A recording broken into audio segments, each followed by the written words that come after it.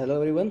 So now we are here in the section of our branches directly from our abdominal aorta, some of the branches which are left.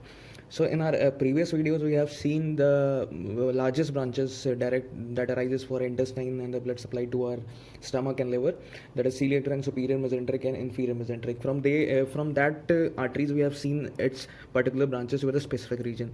Now we will come little bit lower in the lumbar region, okay, for the blood supply to our kidney and to the lumbar area and to the renal gland, suprarenal gland, okay, and to the blood supply to our testicles and ovaries in females, testicles in females, and ureter also, and lastly we will end with the terminal branches of our abdominal aorta. Okay, so in the previous video we have seen the branches directly that arises. So here we will only show it. Okay, so we know that at the level of T12 we have our celiac trunk. Okay, so this is your celiac trunk or celiac artery. Okay, and at the level of your L1 we have a superior mesenteric artery. Okay, superior mesenteric artery, and at the level of L3 we have seen our inferior mesenteric artery. Okay, so these artery actually arises from the anterior side of abdominal aorta. So abdominal aorta has branches from lateral side also, and from the posterior side also, and from the anterior side also. We have seen the branches from our anterior side. Now we'll go for the branches which arises from the lateral and your posterior side. Okay, so firstly we will divide the branches into two parts, that is visceral branches and the parietal branches. Okay, so visceral branches will be actually both visceral will be paired, okay, and your lumbar artery and your paired parietal branches. Okay, so we will discuss these both. So let's begin first with our paired visceral branches. So we have the branches in our paired visceral branches. We have first branch is your middle suprarenal artery. Okay, so this artery actually arises just at the level of your celiac superior mesenteric artery. Okay, so at the level of your it arises actually, so from here, from the lateral side. Okay, and just next to the origin of your superior mesenteric artery, remember that. So this is your middle suprarenal artery. For the middle region of your suprarenal gland, it is your suprarenal gland. Okay, and this is your middle suprarenal artery. Okay, so it arises actually at the level of your just next to the origin of your superior mesenteric artery. Now next we will see our renal artery. It actually arises at the level of your L2. So L2, and from the right side, means from the lateral side of your abdominal aorta, from the right and from the left. Okay, so at the level of your L2 it arises a renal artery, and further it goes inside your hilum of the kidney, and there it terminates into three terminal branches. Okay, three terminal branches, and further it goes to our renal sinus, and further it divides in the form of your segmental branches, and anteriorly and posteriorly. Further renal artery divides into interior side and to the posterior side of the kidney, in right and left both the side. Okay, so it arises at the level of your L2 vertebra. This is your renal artery. Okay, renal artery, main artery for the blood supply to our kidney. Okay, now next artery is your, and just remember the topography for this, that the right renal artery is actually present behind your inferior vena cava. Okay, and your head of the pancreas, it is just behind, and the inferior part of your duodenum. Okay, so it is actually behind inferior vena cava, and from the right side it is actually behind your pancreas. Okay, it is actually behind your pancreas. Okay, in the posterior side, behind your pancreas. So just remember the simple topography for this. Okay, so now next are paired visceral branches. Visceral means organs, so these are organs. Okay, and the last one is your testicular branch in males, and in ovarian branch in your females. Okay, so you can say it as gonadal arteries. Okay, so further gonadal artery actually arises at the level of your, just below your renal artery. Just remember that it arises actually below your renal artery, from here, from left and right both the sides. Okay, so this is your gonadal artery, and we'll specify this into two types. For females it is ovarian artery, and for males it is testicular artery. And in males actually it passes inside your inguinal ring.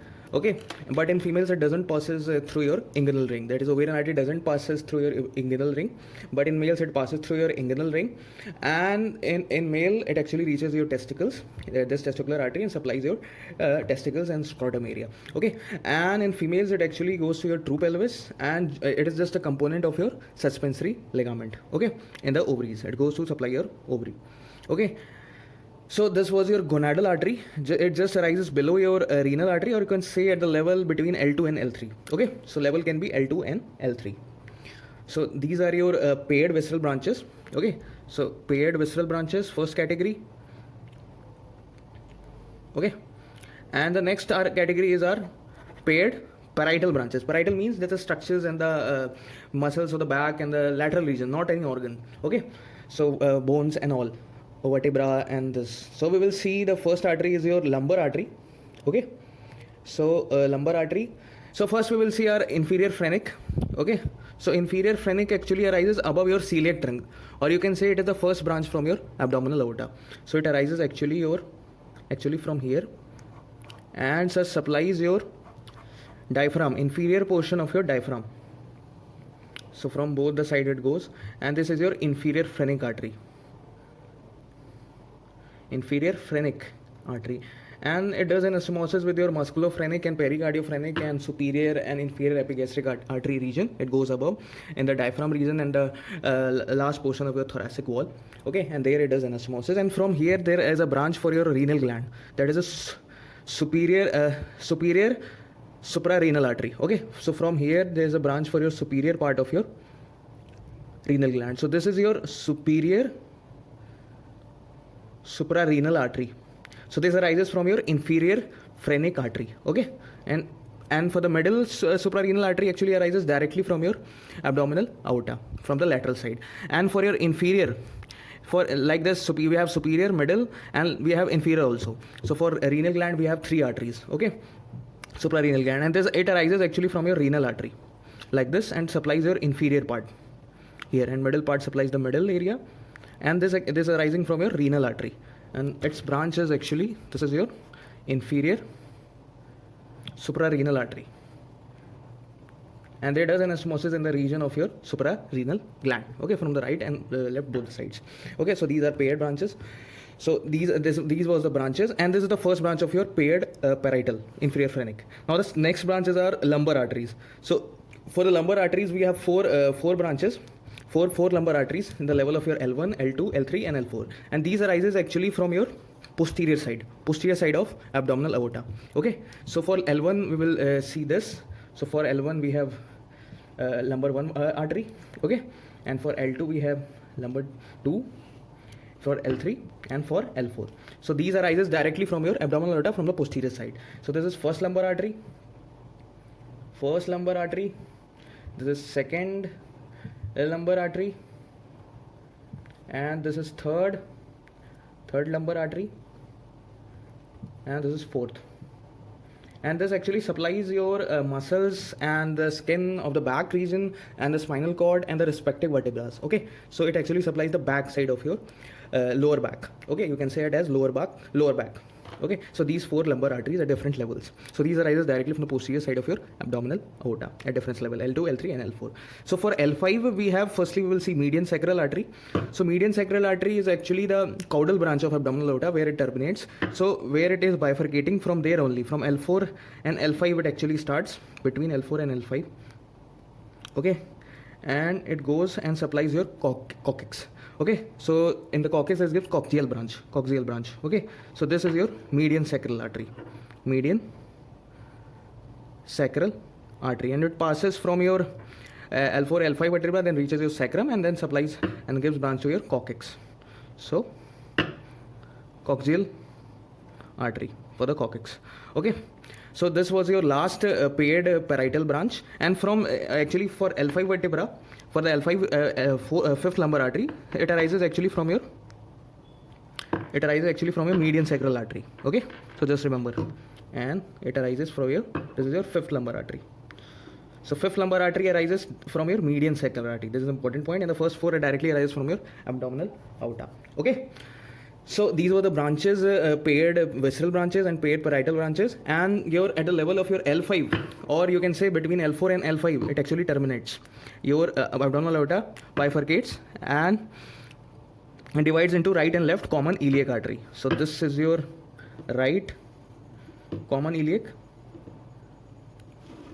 This is your right common iliac artery, and this is your left common iliac artery. Okay, and this bifurcation is actually right to the middle line. So it is actually right to the middle line. So because of that, right common iliac artery actually it is large than your left common iliac artery, 6 to 7 millimeters right side as long, because it is just to the right of your midline. So it will be longer at the angle of your bifurcation. And angle of bifurcation is actually around 68 degree or 67 degree, and 1 to 2 degree less in females. Okay, and further it divides into external iliac artery and your internal iliac artery. Okay, so right and left external and internal iliac artery. We will see further in our next video for the branches of these two arteries. Okay, so till here you just remember the terminal branches of your common iliac artery. Okay, and bifurcation is at the level of your between L4 or L5, or you can say L4 simply. Okay, so this was a branch, and this is your actually ureter. Now we will see the blood supply to our ureter, from which arteries there is a branch for our ureter. So first branch which gives artery to ureter is, if from your renal artery there is a branch, ureteric branch. Okay, and directly from abdominal aorta there is a branch. First directly from abdominal aorta there is a branch. Okay, here. So these are ureteric branches. Ureteric branches at different arteries. And from the testicular also there is a branch. Testicular artery there is also a branch, that is gonadal artery, in both male and female. So this is your ureteric branch. And from common iliac there is also branch, ureteric branch. And from your internal iliac also, here at the level of here, it passes here and reaches your urinary bladder. Okay, so from here also there is a branch from your internal iliac.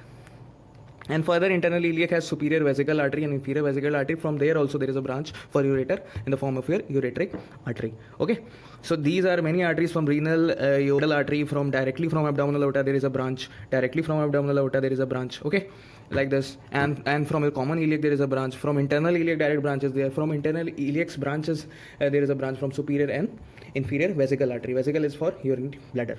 Okay, so it goes to urinary bladder, and further at the different levels there's a branch for your ureter, blood supply. So this was your actually the branches at the level and before the bifurcation of your abdominal aorta at the level of your L4. Okay, so in the next video we will discuss about the external and internal iliac artery. Thank you.